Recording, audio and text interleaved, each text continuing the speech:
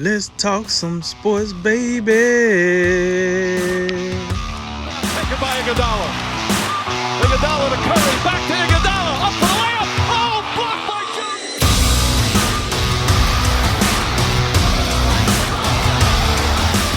And remember, make tomorrow better than today, and make today better than yesterday. And you know what we gonna do? We gonna holler at you until next time, baby. All right, man. The rift between the MLB and the players has unfortunately continued this week. Last week we talked the MLBPA was working on a counteroffer to the MLB owners for a season restart, which turned out to be a 114 game plan. It was soundly rejected, and the sides remained deadlocked. According to ESPN's Jeff Passan, the MLB is essentially arguing that they either need a 48-game schedule where players make full yet prorated pay, which is you only get paid for the games you play, but you get your full amount of money per game, or the players will need to take an additional pay cut percentage on top of the prorated losses. The players have countered with more games for more TV revenue and are refusing to accept anything less than their 100% prorated salary. There's a lot of math and ill will in this one, it looks like, Jay. So let's go ahead and talk through it. Is either side right? And how bad is this for baseball amidst the NBA return news? Yeah, I'm gonna leave all the numbers and money and all that stuff to you. I'm gonna just keep it big picture, and my position is really unchanged from last week. And it only makes it worse based off our lead story, which is the NBA having this act together. That's a real problem because we talked about this. We talked about this many a time. This was an opportunity for baseball to take the lead. Remember, the NBA got shut down during this. Baseball had not even started yet. They were in spring training. So baseball's had time. They've had months now to get this together. And they're still not on the same page.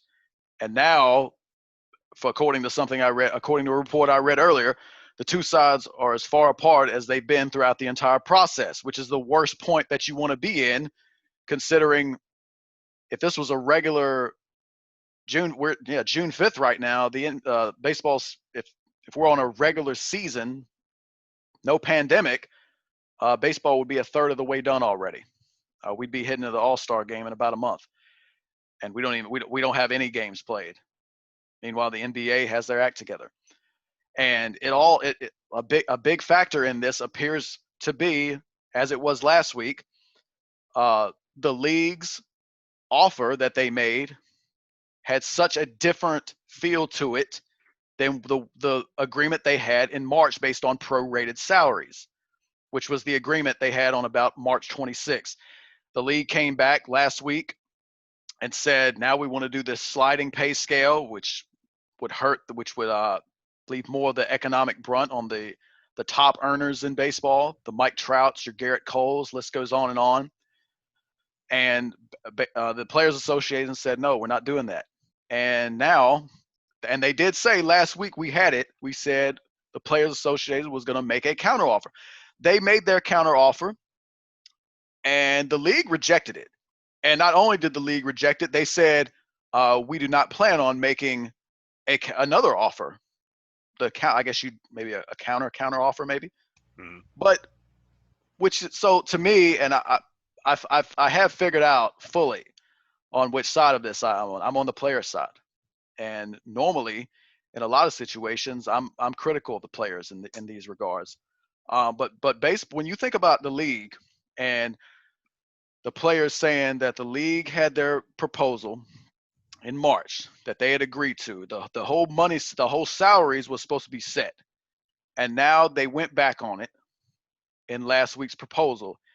And now this week they're saying, okay, we heard your offer. We're not even gonna bother. We're not even gonna bother now. We're not even gonna come up with anything. So now you got two offers that neither side agrees to, and the league is not even gonna bother to try to make an attempt to negotiate further and get back into the middle ground so we can get this going.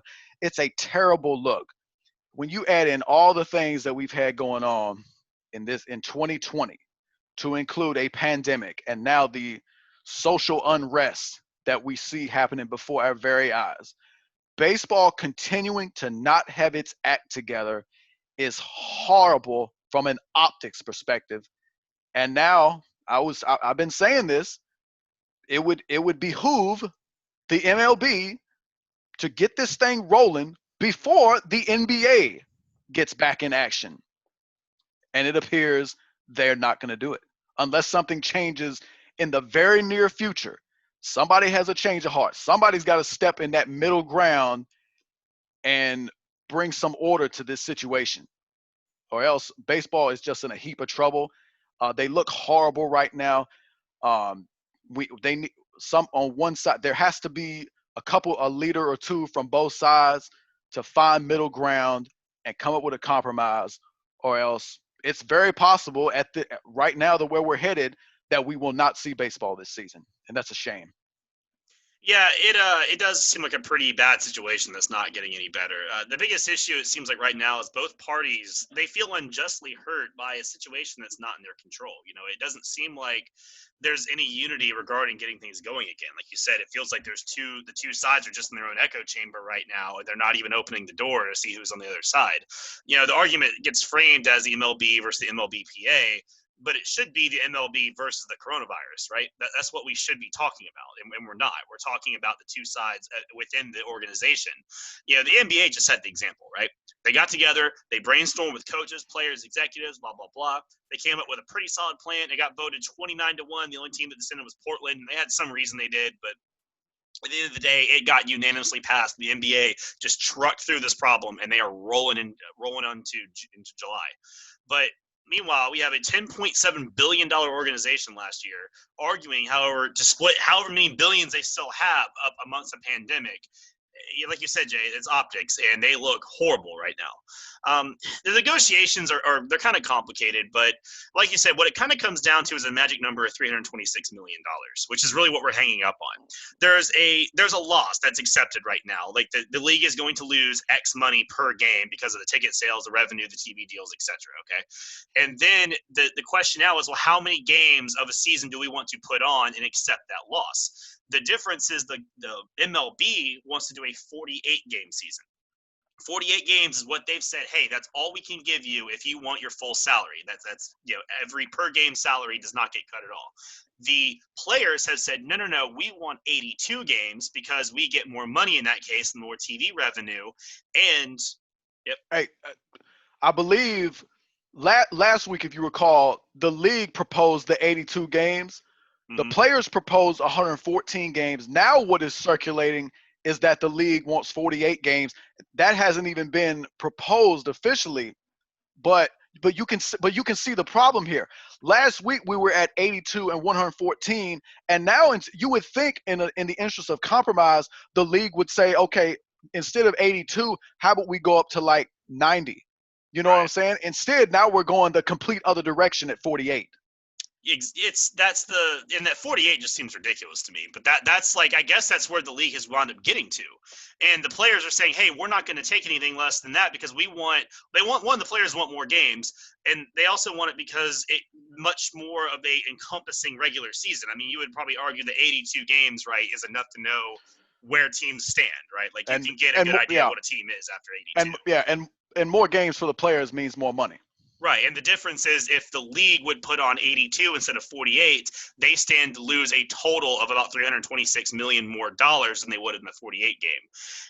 And both sides, they have some blame here. The players could exchange a little bit of extra cut off their salary to sort of bridge that money gap between the two sides.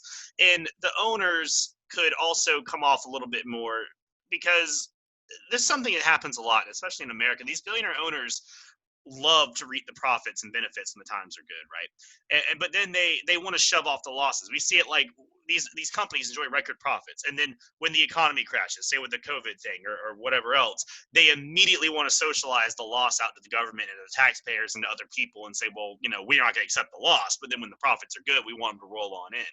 So it feels like to me, if they tell the average person, hey, you need to save up in case there's an economic crash, well, these companies and owners should too. Every MLB owner is worth more than $1 billion.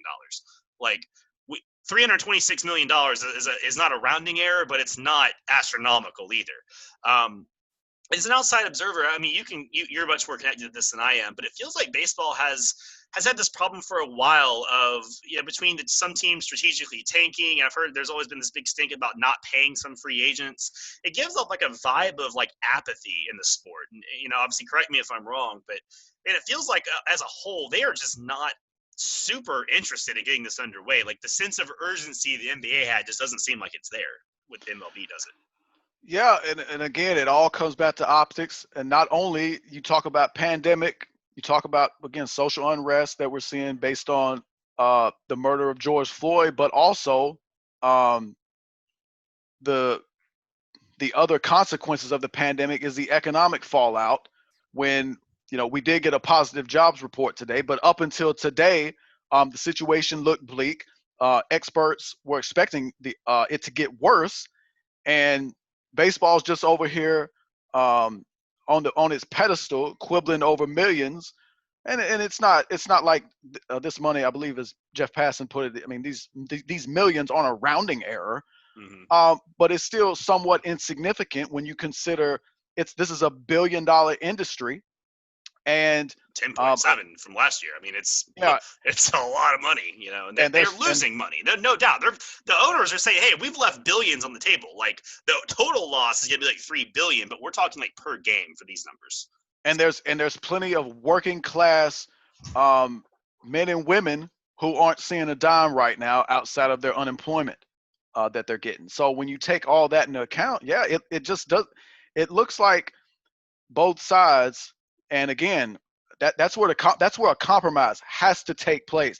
Somebody has to be aware on both sides, saying, guys, like, look around, look at what's happening to our country right now, and we're over here. We are definitely in the privileged part of society right now, and we're having this type of disagreement. It's terrible. Right. So, and again, when you compare it to the optics of how fast the NBA got through this and made it work, Absolutely. it looks and so and bad. and the fact that the NBA has it together, it makes it worse. It makes them look worse.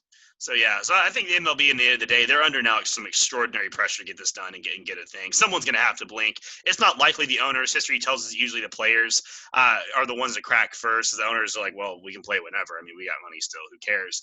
But the players do have some ammo in the form of the expanded playoff system coming. It's going to bring more money in. They can simply stop putting effort into the league. They can stop doing extra signings and extra sponsorships, and they can kind of be real passive aggressive about it. But at the end of the day, this is something that's got to get done, because this has the chance, man, not to just lead into this season, but I think in 2021 a new labor agreement's coming up, and That's right. if this bad blood rolls into that, I mean, it could be a nasty long period. You could see lockouts like we've seen before. That it might get real bad. So these we need to get it done, fellas. Let's play some ball.